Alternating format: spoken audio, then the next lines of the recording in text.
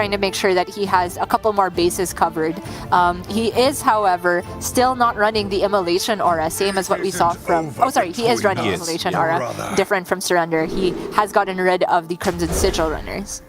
Yes, exactly. And interestingly enough, in this matchup, I obviously the main game plan here is Brutes, right? Against Druid, that's just a very solid game plan. If you can get those down pre or even post alignment, they are going to struggle to deal with that.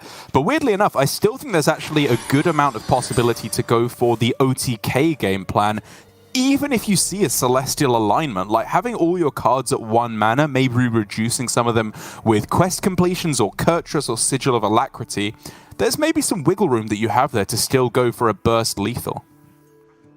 That is true. It's going to be a bit difficult to do that without having completed the quest first, though. I feel that the most punishing thing versus this deck is when you're not done with quest and they align you, and that means that not only do you still have to get the che0nsu in hand, you have to get all the way back up to 5 mana to play it. The upside is, though, that into alignment, the Brutes end up costing 0, no matter what, because of that 1 natural draw during your turn. che0nsu and Shaxy gonna have to contend with another disconnect today. I'm not sure whose fault it is. We know that during Okashinsuke's game, it was his internet that's the culprit, but I hope that everything can be sorted quickly, because we've already talked about how stressful it can be for these players.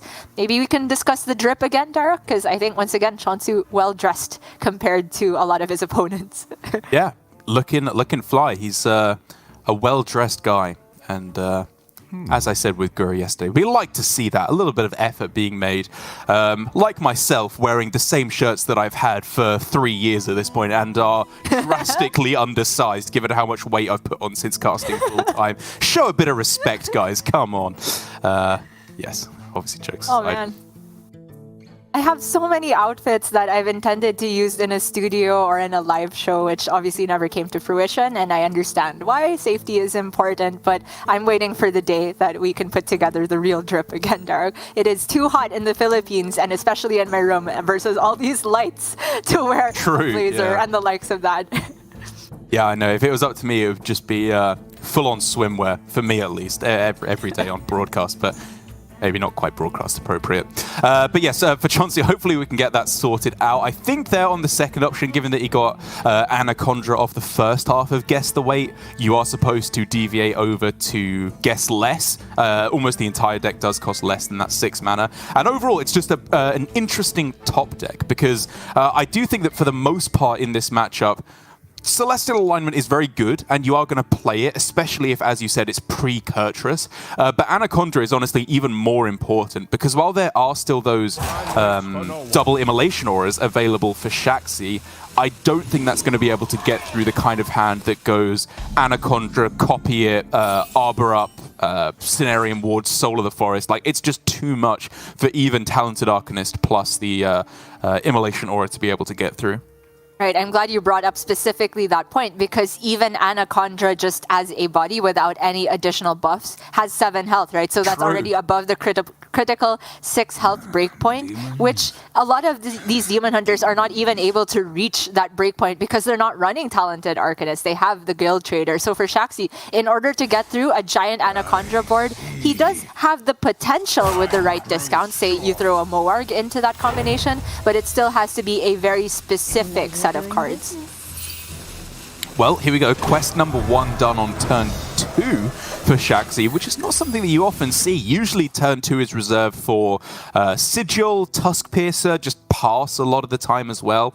But it's a big difference, of course. Getting this Illidari Studies discounted as well is nice, so that he can go double jump, try and find that second spectral site, and then discount it with an Illidari Studies as well. These Brutes are getting ever closer. We might be looking at a very swift game one way or the other.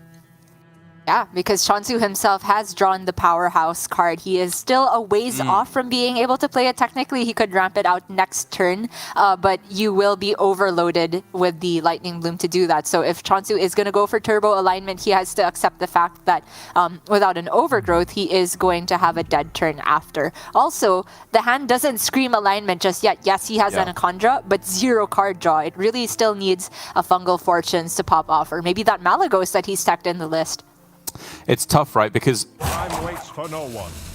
again, you talk about the lack of card draw, but you also, I think, I like that you brought up as well the high health on Anaconda, because this could be Anaconda on this turn, and then pray you hit the card draw. If you hit one Nourish, one Fungal Fortunes as well in particular, then you're laughing. You probably just win the game.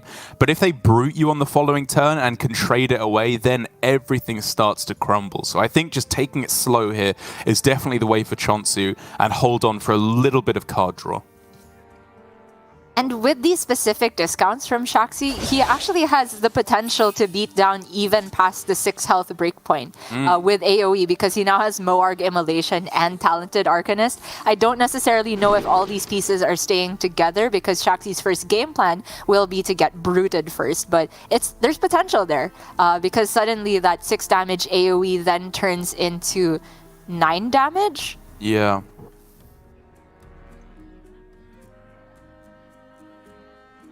Runner, I guess? It probably is, isn't it, to get the card draw rolling. It's just I was looking at the... wow, that's a nice draw. I was looking at the philosophy just to be able to copy an extra brute, but completing the quest, I agree, is just more important right now. And, okay, an extra glide. It's annoying that these are in the non-outcast position, most likely, because he really wants to get gliding his opponent's hand. What is this hand from Wow. che0nsu? I think he's just going for it. Probably, right? Because you're going to take a dead turn anyway the next turn, so it's that one window where he can get further card draw. But Shaxy now has the chance to play Brute. Singular Brute, or another if he draws one off the top. Or Philosophy, I guess. Oh my gosh! Guaranteed Brute copy, no room for error here. Single best draw in the deck, bar none. Absolutely filthy from Shaxy, and the last thing that che0nsu wanted to see. Now, of course, he has to take a dead turn. If he can get himself Fungal Fortunes to go with the Anaconda next turn, we're talking. This could absolutely be powerful enough to contest these brutes, but he needs something strong off the Fungal Fortunes next turn. Yeah, he's looking for Germination, Nourish, essentially further card draw, and a Cenarion Ward ideally to top it off, because Shaxy's pushing 14 minimum this turn.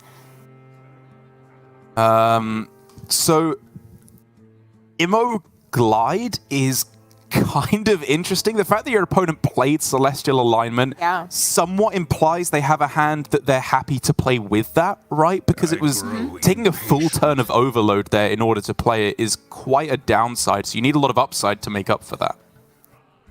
True. It's unfortunate that this is final quest, right? So he doesn't actually get to discount any further cards. Yeah. He will get Kurtrus, and that means that Shaxy only has those 4 cards plus the Kurtrus to work with in the near future, and the Kurt itself cannot be played for some time because he'll be far away from 5 mana. But I tend to agree the disruption is probably worth it. Yeah. Take away, I mean, 1 card overall because they draw 1 at the end of their turn, but it's just the soft read you have on a decent hand that I think makes it worth. And of course the possibility for just another brute in your own hand. Turn lethal setup achievable for Shaxy because he just pushes 14 each turn. che0nsu hoping and praying he gets back the Anaconda. Doesn't find it, but Cenarion, not awful. Well, actually, the problem is that if he got back Anaconda, it would cost 6, right? Because it would have been shuffled back in post-alignment. So even that wouldn't be possible. You raise a good point. Now, che0nsu started with Cenarion there, hoping to germinate whatever he got from it, if it was good enough, but this is one of the low rolls in the Sheldress Moon Tree. That's awful. Is it just Arbor up now? I think so. Try to challenge the brutes one way or another. Yeah, agreed. And the variance on 8 drops is killer. It's so horrible, isn't it? I mean, it's still decent because, once again, it's all 1 mana cards for Shaxy, and of course the Kurtrus is still a couple of turns off from being playable. Like, Tempo Rustrot is the most threatening play he can put in addition to these brutes. Demons? There is the option to use Fellscream Weapon Hero Power to get rid of one of the 4/3s, which technically protects one of his brutes on board if he thinks che0nsu has no additional damage in hand. But maybe that's a bit of a frivolous use of Fellscream because, like, if he gets a Morg or a Guild Trader off the top, it's just doing that for a lot more efficiency. So I do like your Viper plan, looking at it again. I'm interested in the Viper. To be honest, I kind of want to start Illidari studies because the main thing I want to do is draw and play Il'gynoth at this point. And I think having any chance at card draw, like if you go Illidari studies into 1-mana Sight or Sigil Runner, it's worth it for just the slim chance to hit Il'gynoth at this point. If you want it immediately, then that is the game plan. But I think Shaxy's play does give him more draw on average by next turn, right? Because he plays Sigil and the Tuskpiercer as well, so he gets to remove the Peddler from the pool of cards in deck. But for now, che0nsu needs to hit big, and that's absolutely huge. And hit the other Cenarion and a Solar, potentially. That was the Fungal in the original hand, so it's back to full cost. Nourish! Oh my god, I think that's it. Nourish for first. 1,000,000 mana. Nourish first, right? Yeah, I do think that is a Nourish first. Okay, yeah. Okay. It's scary there. So Nourish for ramp. And then he has 3 mana to work with, so he could go Lunar Solar Cenarion. Because the Lunar does allow him to clear both Brutes. That's true. And push the 4/3 into the Viper. Big reaction. Oh, he got it! Hey! All right, I know why he saved the extra mana. I know why. Yep, Taintheart Torment, the absolute best card in this situation. It just locks out the game.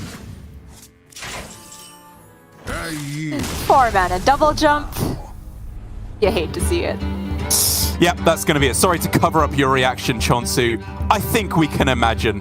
Okay, it's a lot more reserved than maybe what I was imagining there for a win. But either way, a big victory for che0nsu there with the Druid against the Demon Hunter. I was talking about how that could be a little bit of a scary matchup because of the Brutes, because of double Brute that came down. But even then, it was just so perfectly timed, that Celestial Alignment. It was after the first 2 ticks of Quest, so you can't discount the cards you draw. And it was the turn before Kurtrus gets added to hand, which was... you know, it's what the hand was telling him to do, but che0nsu listened to the energy of his hand and was rewarded for it. And he didn't flinch even at that first low roll from the Cenarion Ward. It started looking scary, but he was just patient, found the Malygos, and from there is the point of no return. I'm pretty sure even if he didn't get Taintheart Tormentor, let's say these were 3 Antoniduses, I guess he would copy something other than Antonidas, but let's say it was even the worst possible 8 drops, he was still in a really good spot because Shaxy still could not play his Kurtrus. Obviously, che0nsu's roll on the 8-drop at the end there, the only good one he got, by the way, out of 3 essentially Cenarion Wards played, was enough to close out the game. And it does mean that che0nsu will be moving on to his handlock now. This version, not the pure delete handlock, it's a lot more similar to what we saw from Surrender a while ago, with the Flesh Giants still a big threat available to try and race the opponent.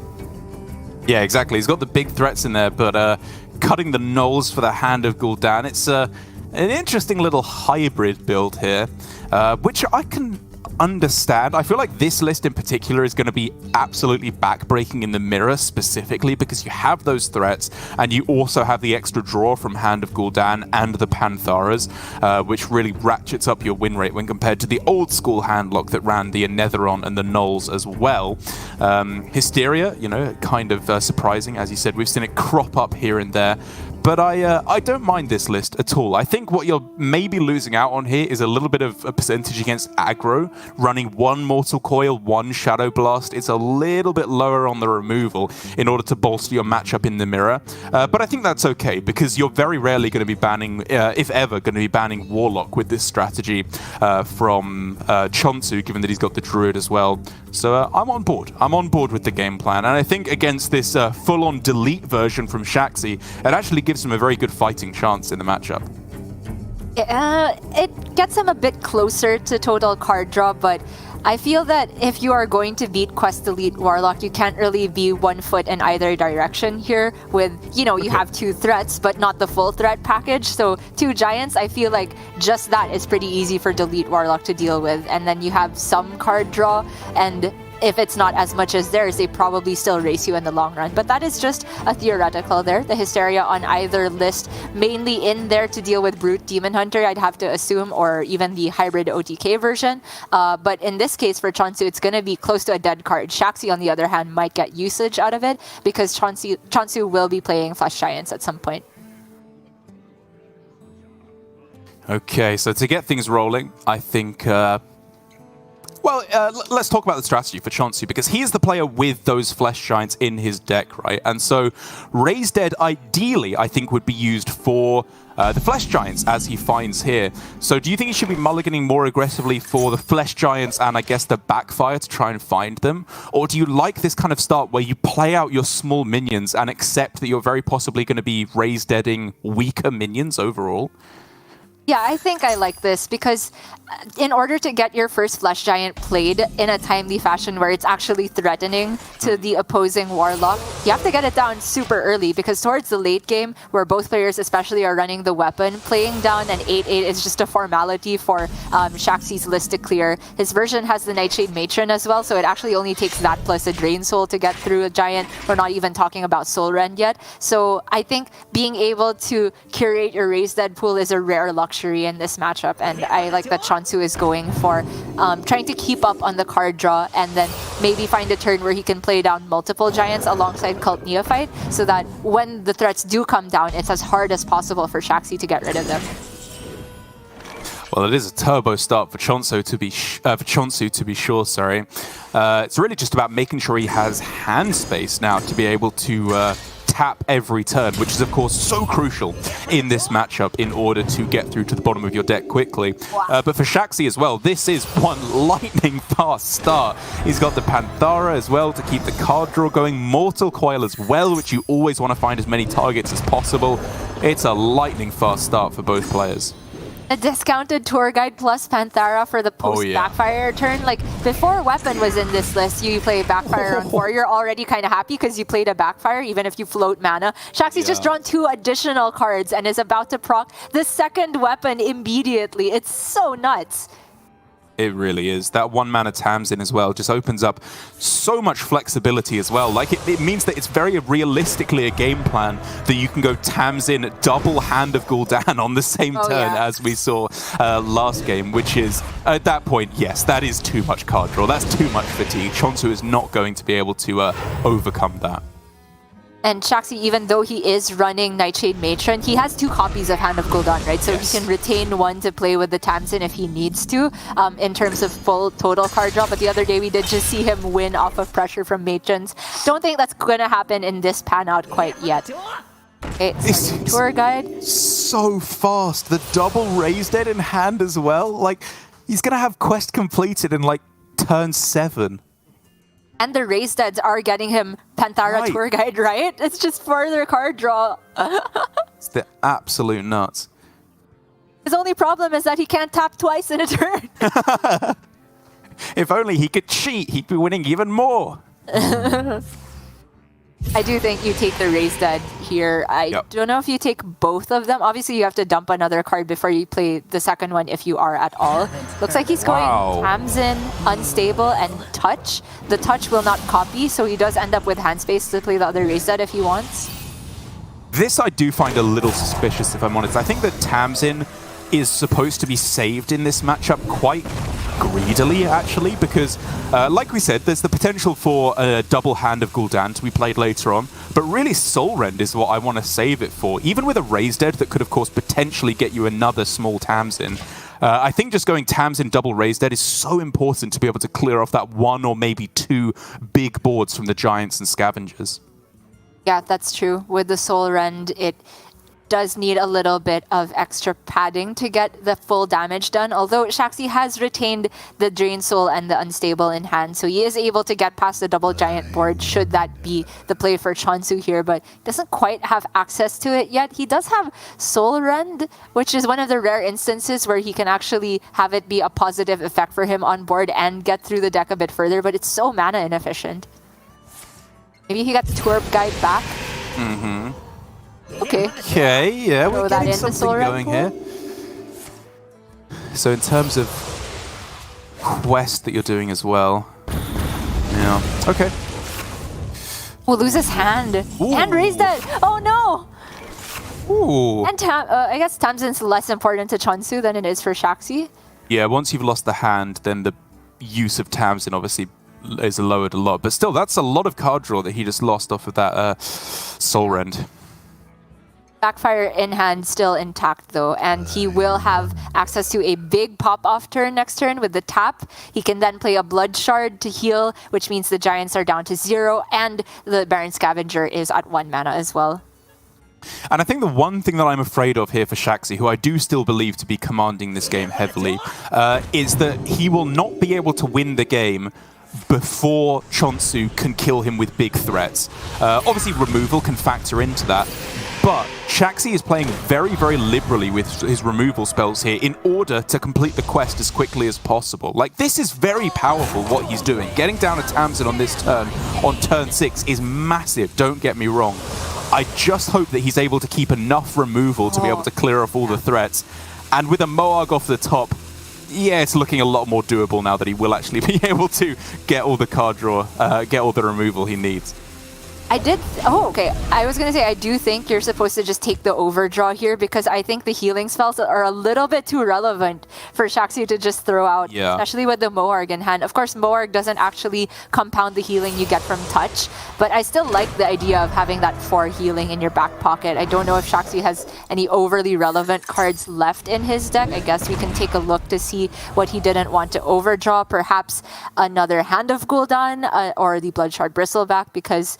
Yeah. I'm not sure though. Yeah, I think it's the card draw is the big one because he does still have strong removal for these Giants, but he's pretty all in on just turboing his win condition as fast as humanly possible. Starts to get scary though because if he doesn't heal quite fast enough, it doesn't matter that he's deeper in fatigue. Like che0nsu will not need to draw that many cards to actually kill Shaxy by that point. Still a ways off because both players at 10 plus cards in deck. But this board, ever seen a Moarg Soul Rend, Derek? Yes, I have once, but I will happily see it again. I don't know if it's a play because it's not actually healing Shaxy for much and he doesn't get to fit in the tap because we could see like Moarg, Drain Soul, Bristleback. I guess it's not super clean. Like at least one Soul Rend has to happen here. I'm just not sure if the Moarg goes with it.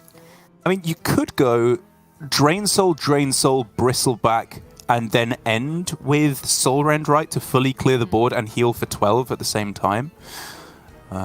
Alternatively, Moarg Soul Rend Tour Guide tap and say, okay, I'm at 5, fine. Do your thing. Sure, yeah, okay. I guess Shaxy's just wait, what? Okay, he didn't concede, it was just some spec issue. I was worried for a second. So in terms of cards that were lost there, sorry, we're looking at Backfire being the big one, of course, but losing a little bit of extra healing as well with the Bristleback and the Touch of the Nathrazim. He's still got some amount of card draw left, though, of course, with the Hand of Gul'dan. 2 copies of them, in fact, in hand and 1 in deck.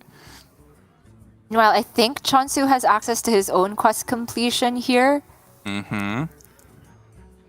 If he does that with Backfire, he will not overdraw Tamsin, but he cannot play Tamsin. Oh, sorry, he's only at 3 out of 8.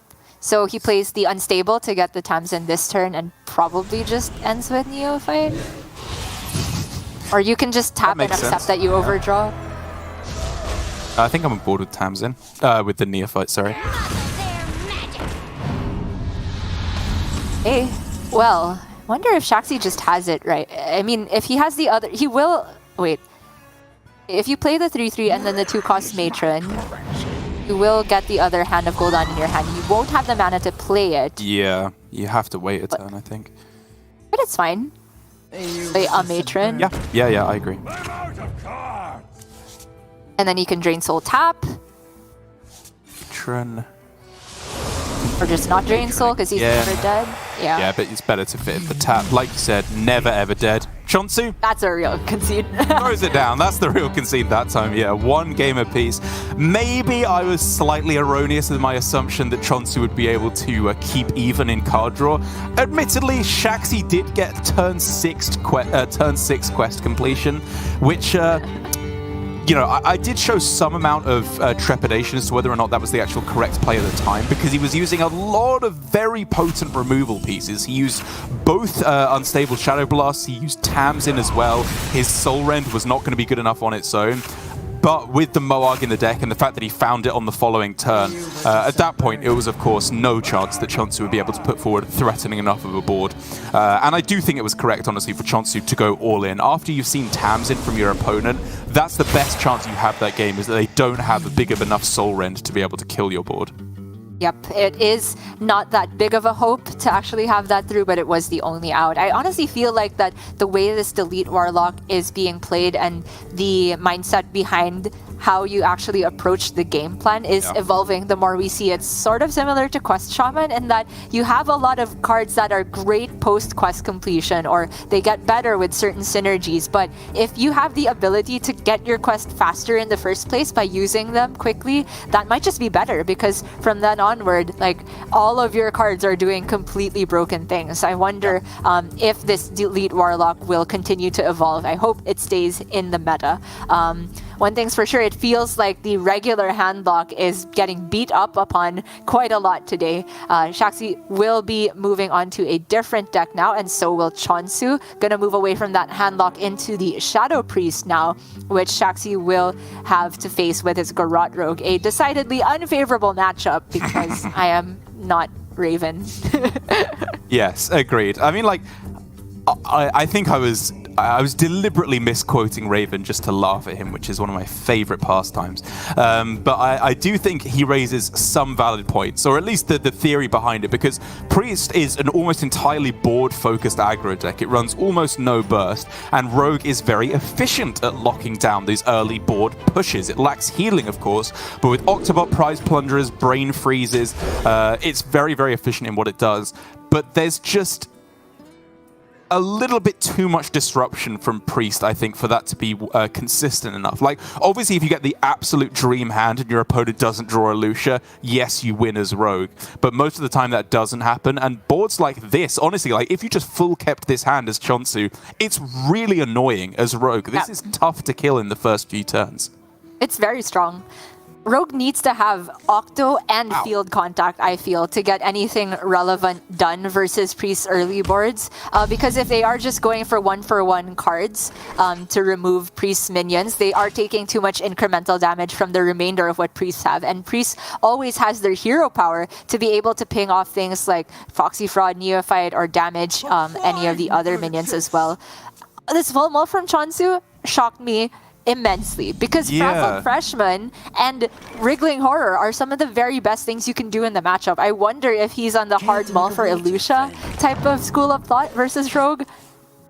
I mean, if I had to guess, I'd say hard mull for Gandling more likely. I mean, or maybe both. You know, they're both very potent in terms of the legendary options against Rogue. But I agree, like, Frazzled Freshman, come on. It's the nuts, right? It's like the best turn 1 play you can make in every matchup. He was very possibly thinking this hand isn't good enough versus Octobot Field Contact, but like the times that Rogue will actually have that early in the game are less, I think, than the hand warrants throwing away. As it happens, Shaxy ended up with a very bad hand of his own with the double Shadow Step and Secret Passage. He can prep out the Swindle at least, which allows him to play, say, Shroud if he gets that off the Swindle, or possibly just some minions. che0nsu feeling the pressure, though. I think, as we said at the start of the series, this is the first time we've seen him get through to this point in quite a while. He has only accrued 2 points so far this season, so this is a mandatory win for him, essentially, at this point. This is the first time he's actually made it to day 2 at all this entire season, and so really feeling the pressure here. And against a good draw like this from Shaxy, what was looking very bad but is now starting to turn around, it's getting scary. I honestly thought Shaxy would play the Swindle rather than the Secret Passages turn because he only had 2 mana to work with. But if you're going to hit Prep Shroud and a minion to immediately play with it, then sure.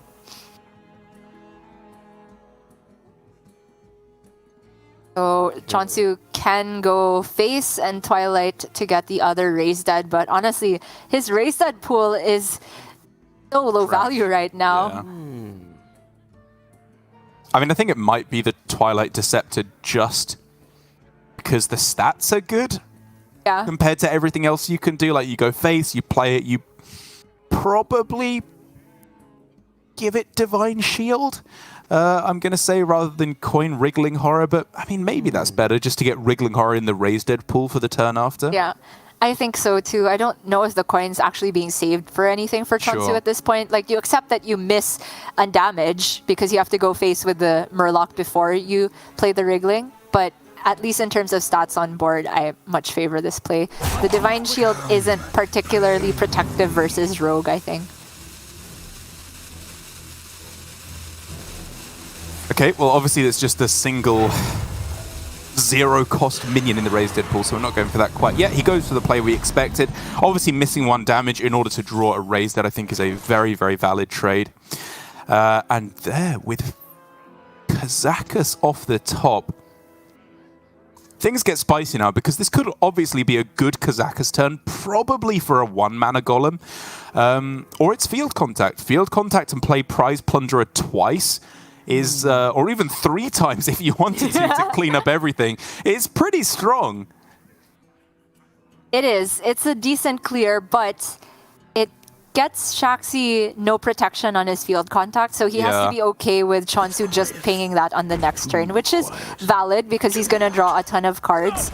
I'm just not sure if it's better than saving the big swing for a Kazakus turn with a 1-cost Golem, which potentially could then buff his board while he's dealing with everything on the other side and maybe retain some like durability on his minions. Well, I guess now you could go play the second Prize Plunderer and then actually Shadow Step your Contact. At which point it would definitely have been better, obviously, to go for kill off the Deceptor by trading in your other one as well. But he's just going with the full board control plan, saying, you know what, this Contact has done its job, and to be fair, if 2 minions stick here and you can go Kazakus for 1 and maybe get buff afterwards as well, that's a lot of board control. It is.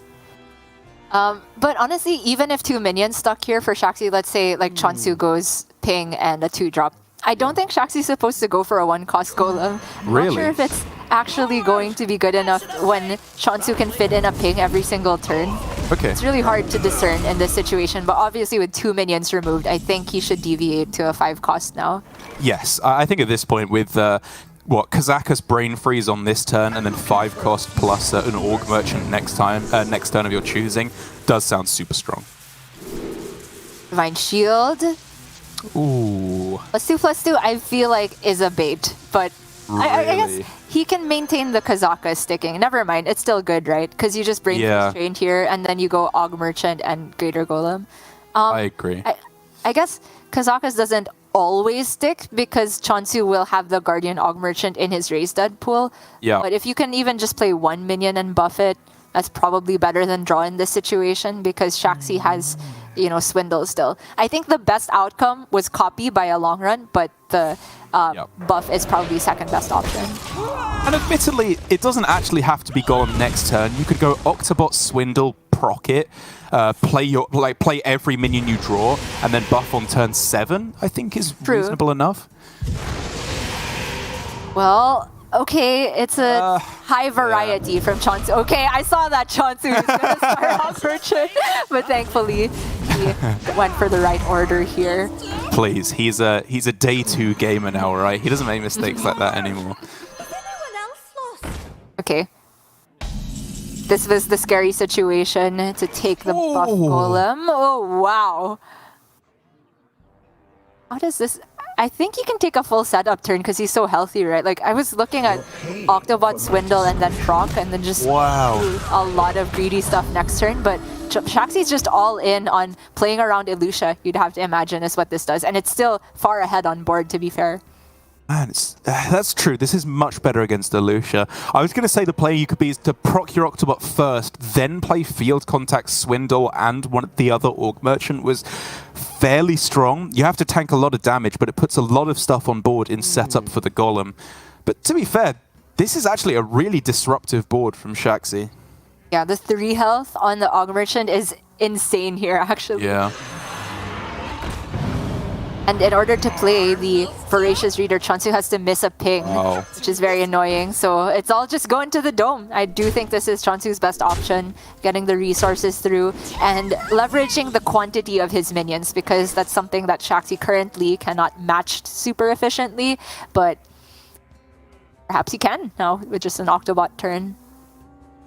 So admittedly, this does not actually have to be an Octobot turn. If you wanted to use the Orc Merchant on an opposing minion, you could just go Contact, Swindle, and play both your 1-drops as well. It's still fairly powerful, just to consider how you want to divvy out your mana on this turn, and if you want to use the Orc Merchant offensively rather than to proc your Octobot.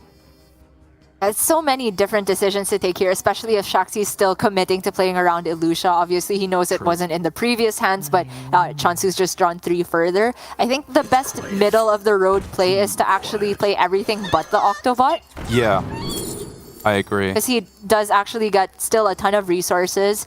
He can use the Guardian Orc Merchant to shoot something, and then the Swindle. You could just end with Octobot rather than Swindle, actually, if you would rather just get the stats on board and reduce the following hand. That's probably better. But if he's committed to fully playing around Elusia, you shouldn't play the Octobot, though, because they can proc it and then play your discounted hand. Yeah, good point, actually. That was a pretty quick deep freeze. Reader, right? Okay. Yes, yeah. I've got to be honest, though, I'm kind of surprised that he picked the deep freeze over... Wow. Cone of Cold, because having a bit of AoE I think would be nice, and Deep Freeze feels a little bit expensive to be playing. But there it is, the card that che0nsu kind of needed to pull himself out of this situation. I just wonder if it's going to be quite good enough. Like, you could go Tour Guide Elusia and then shoot the Octobot that you hope to steal from your opponent, theoretically. I like it! Yeah.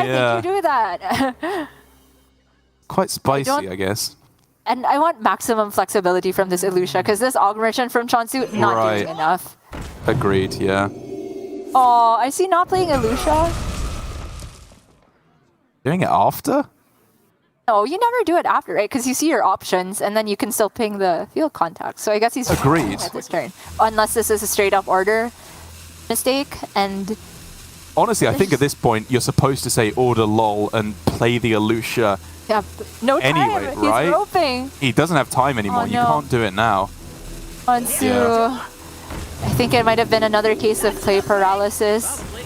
And is he just dead on the backswing with this fireball? Not quite yet, but it's close. Not quite, yeah. Ooh. 15 points of damage, but this deep freeze will pretty much just close it out. I don't think even Elusia is enough to pull this one back.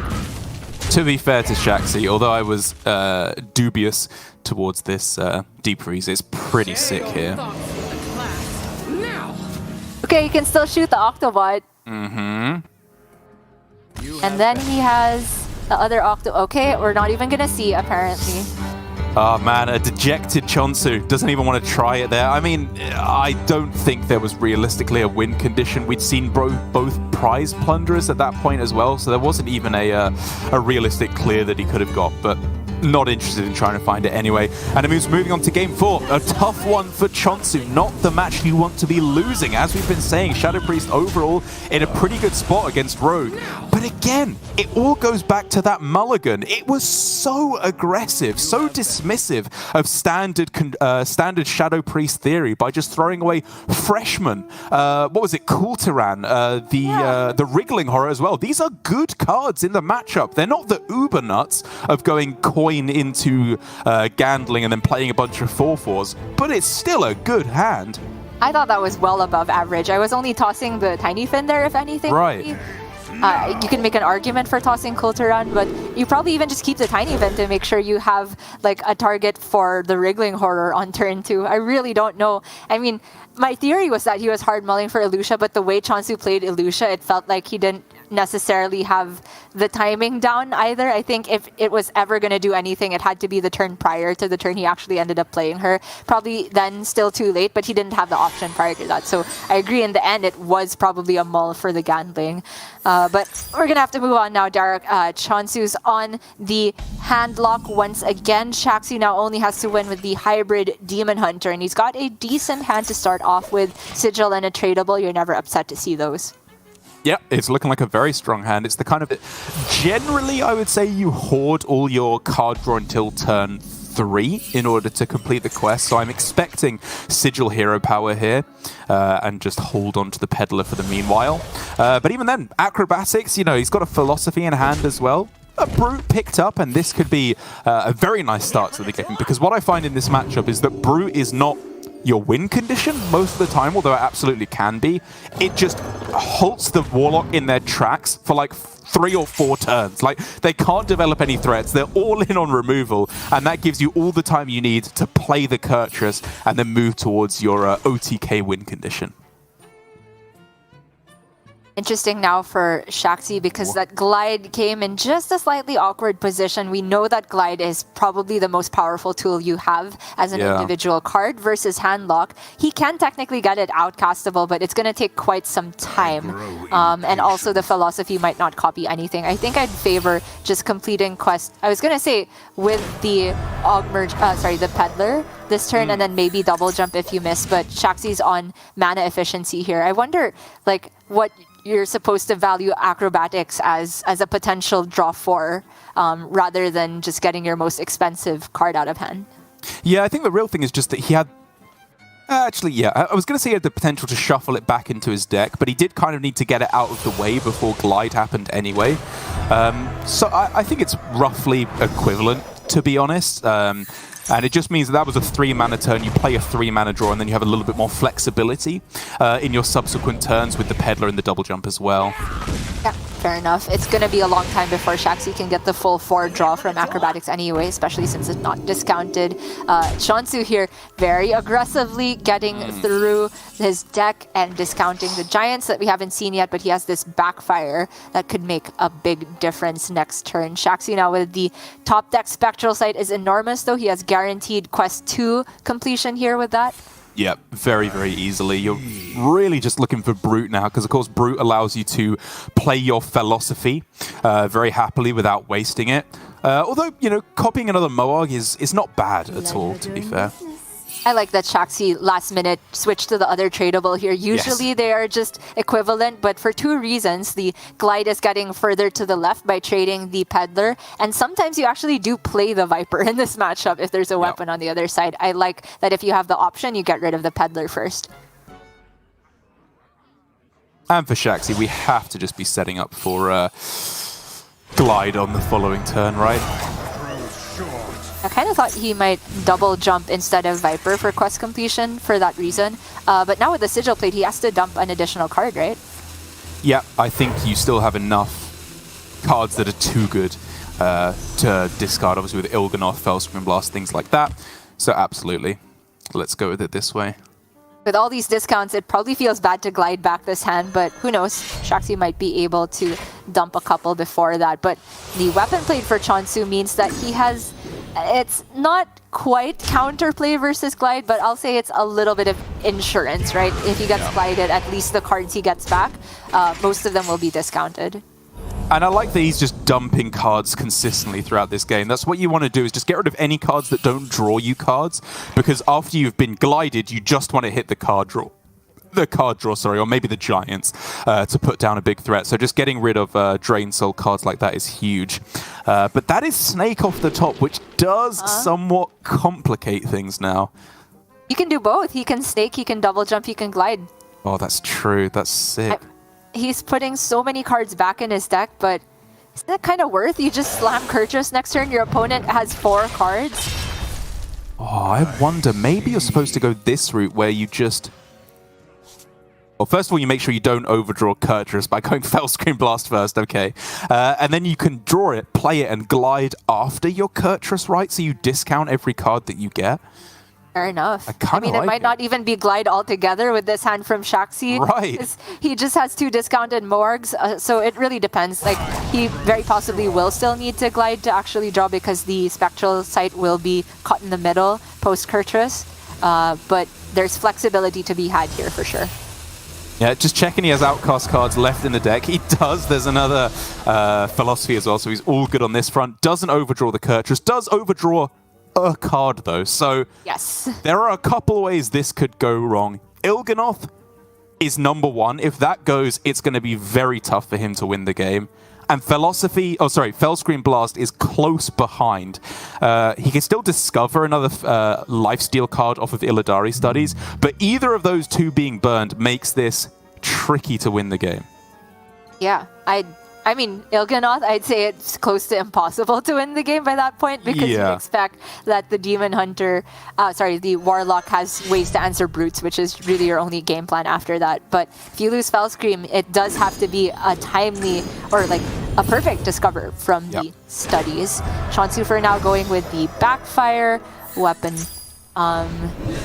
Did get... Sorry, this is a fresh weapon, so no proc yet. My hand is full. Okay, disaster averted. That's fine. Yeah, that's absolutely fine. He's still got 2 Moargs, so even though he has no more Philosophies, still very easily has the combo available, so it's looking still like a fantastic game for Shaxy. And there's another one if you needed it.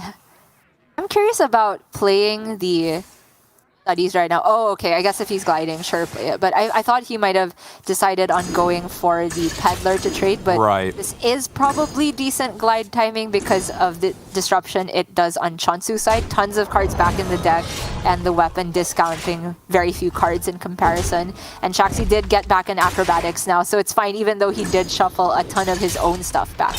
Yeah, that's right. 1 Acrobatics and your card draw is solved. That is almost guaranteed 4 cards drawn on the following turn, especially with Fellscream Blast now found, which you wouldn't want to play. So it's looking great. Looking very, very tough for che0nsu to get there now against all this combo potential that is very rapidly being accrued by Shaxy, especially as he still needs to actually deal with this che0nsu in the first place. He can now, and he can get his quest to 6 out of 8, I think, if you start Drain Soul. Oh, that's true, actually. Yeah. Wait, it might be complete also. Sorry, I can't remember what the quest is at. I mean, I'm wondering if you go Drain Soul Soul Rend rather than Unstable Shadow Blast, just because it gets you closer to that 10-card breakpoint, and you can try to go Scavengers on the turn after, perhaps. Maybe.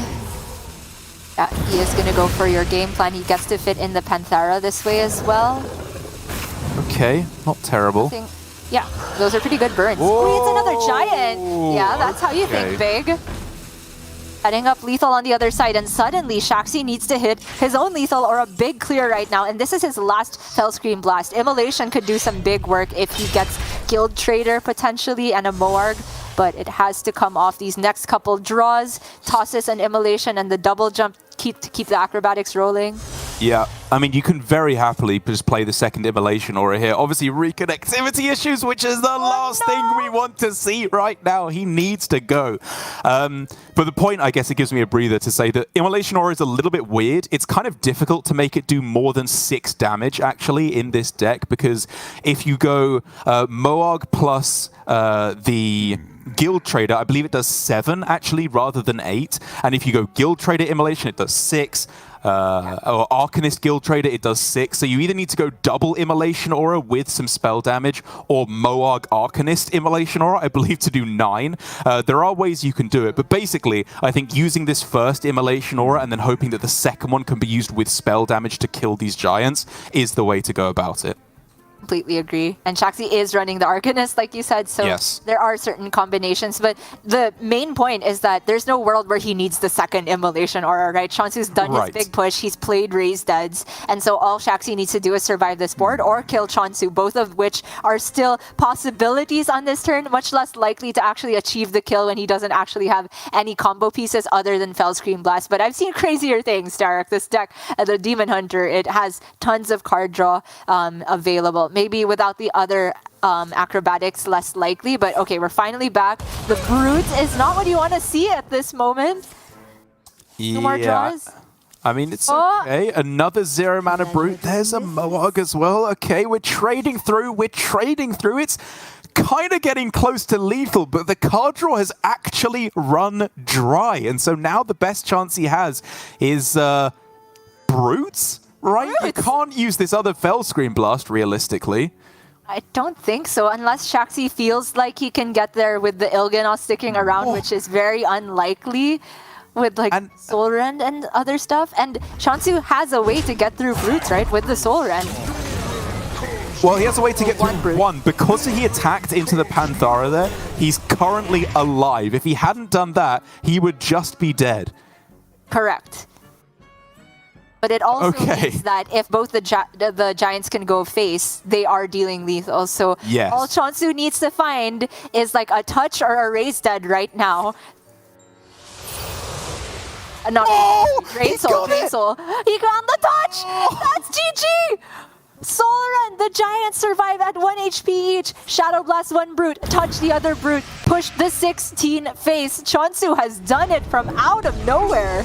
Unbelievable. And I suppose the play that could have been made there by Shaxy is to just play the Immolation Aura, right? It's a tough call, because if you play the Immolation Aura, you can no longer actually clear the Giants. But what it means is that Soul Rend kills the Giants too, right? Whereas with his play, he was setting up for a clear on the Giants on the following turn. But I wonder, with so few cards left in deck, was he supposed to play the Immolation Aura just because he knew he was almost guaranteed to win the game on the following turn, given that he had Tusk Piercer as well to keep drawing through the deck?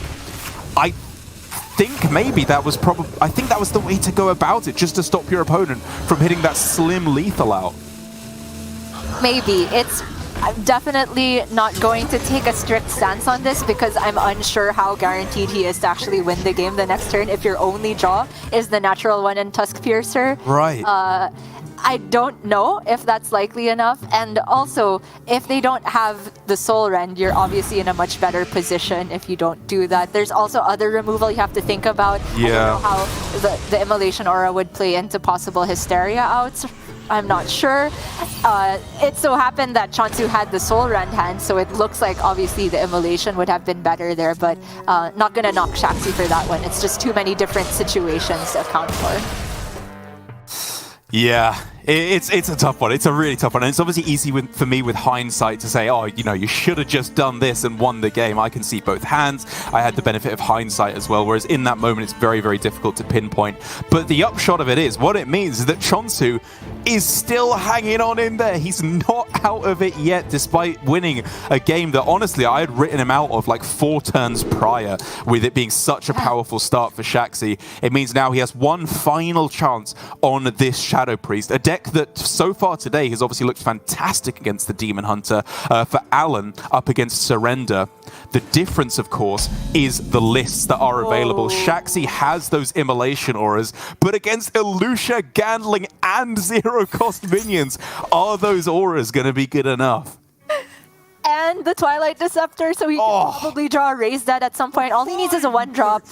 Okay, it's not the perfect hand, right? So now it gets a bit difficult to activate the Twilight Deceptor in a timely fashion, because he does probably want to go Neophyte next turn, and then you want to go Coin Gandling. So you might not have the window to play the Deceptor unless he delays the Gandling for a bit.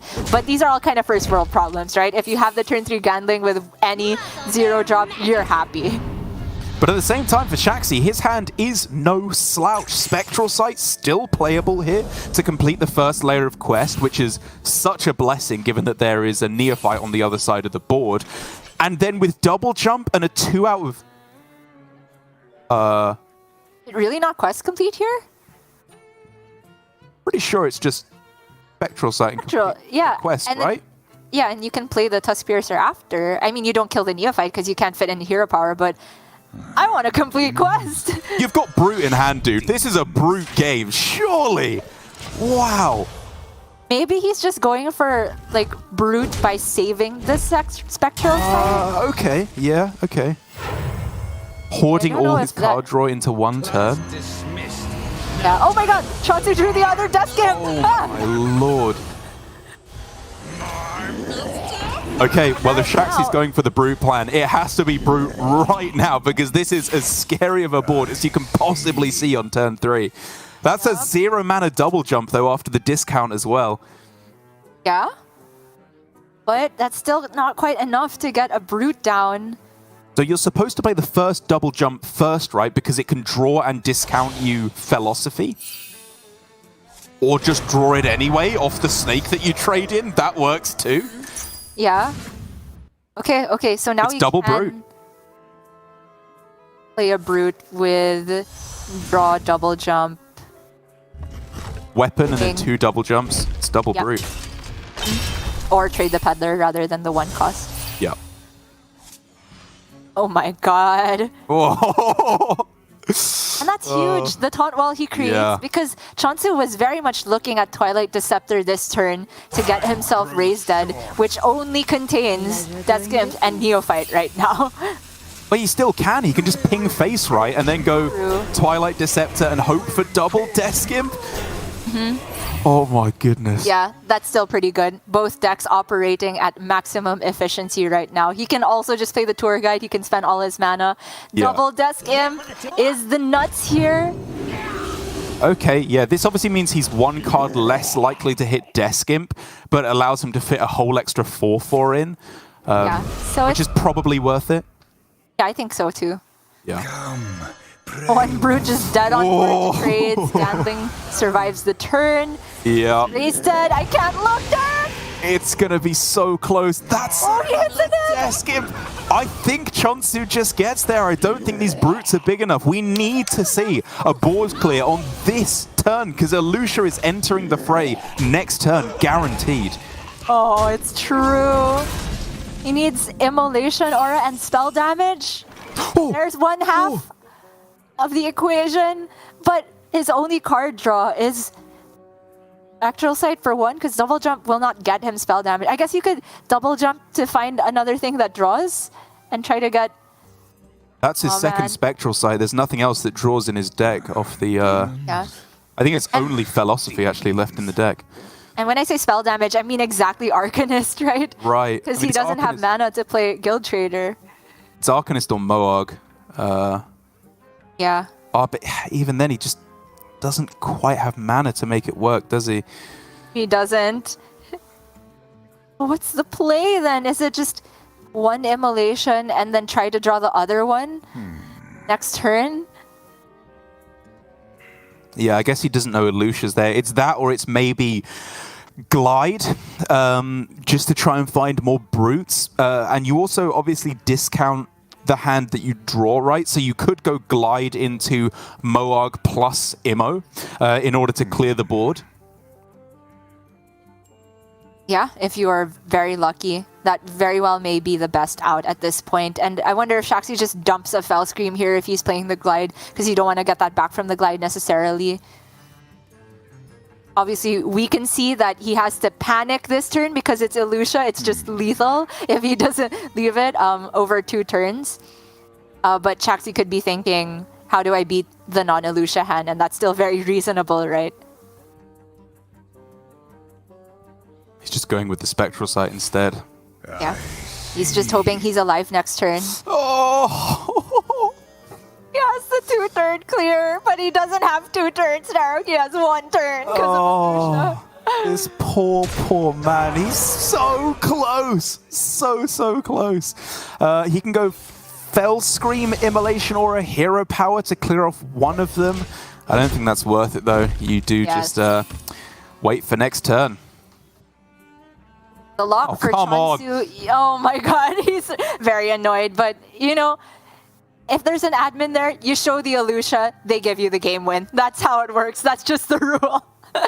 Because it's an obvious setup, right? If you go 4-4 and ping into the 7-5, you push 12 face, Elusia hits the board, Shaxy's down to 13. He cannot do anything to your 13 on board because you give them your dead hand. And so the 13 goes face again, and that's the 2-turn setup. Yeah. Obviously, very, very difficult to try and pass through all of this, but I do still think, as you said, as we laid out multiple times already, the Elusia, man, it's another black mark in her book. Surely at this point, we're getting some kind of, I don't know. I hope and pray, of course. Obviously, Alec has hinted at maybe some changes. You keep calling him Alex, he's going to revoke any changes you wish. I know. I just say that. My mum's name was Alex, so that's what I default to. But well, my granddad's name was actually Alex, so I have no excuse. I should be able to get it right. But either way, Elusia coming down, I do think that is going to be it. It's a long time to have to wait to see it in the end. But here with Fell Screen Blast, just to deal the 1 extra damage needed, and then honestly, probably just hero power. I'd rather do that than play any of these cards. The game's over. It wasn't needed even without the Fell Scream. 100% lock, even if Shaxy gave che0nsu 0 playable cards. Just the power of the Mind Render. It is absolutely brutal, and Shaxy is taking the loss here. It means that both Alan and che0nsu are going through to their semi-final matches. Crucial victories for both of these players. And che0nsu, absolutely, take a bow, deserve it. You've done it. You're finally through to a semi-final this series. It's his first top 8, his first top 4, and overall, I'm liking what I'm seeing. I think the Shadow Priest, the first time we saw it round, was a little sketch, in all honesty. But I don't think he's been playing at a 2 points kind of gameplay level so far. Right. That was really my only question this entire series. And it's weird that for one question, it's such a big one, the entire Mulligan felt weird to me. I mean, it's just because che0nsu had an overall macro difference of opinion from us and how to approach the Garrote Rogue matchup. I'd like to ask him about it at some point. But for now, I just want to say I'm happy to see che0nsu. It's been a while since he's been on stream, and I forgot just how entertaining his reactions are. The way he nearly jumped out of his seat when he saw that Flesh Giant top deck for the second one to set up the 2-turn lethal. It was just a joy to see that che0nsu has not lost his spirit yet. You know, with this recent wave of Grandmasters tweeting out that they'll be retiring soon, I kind of felt like looking back on some of our earlier Grandmasters that wanted to retire. I went through che0nsu's Twitter despite him not following anyone or not tweeting anymore, and I saw in one of the replies to a tweet from che0nsu saying that he doesn't find Hearthstone that fun anymore. che0nsu saying, "Keep your head up, you got this," something like that. Just something very encouraging. And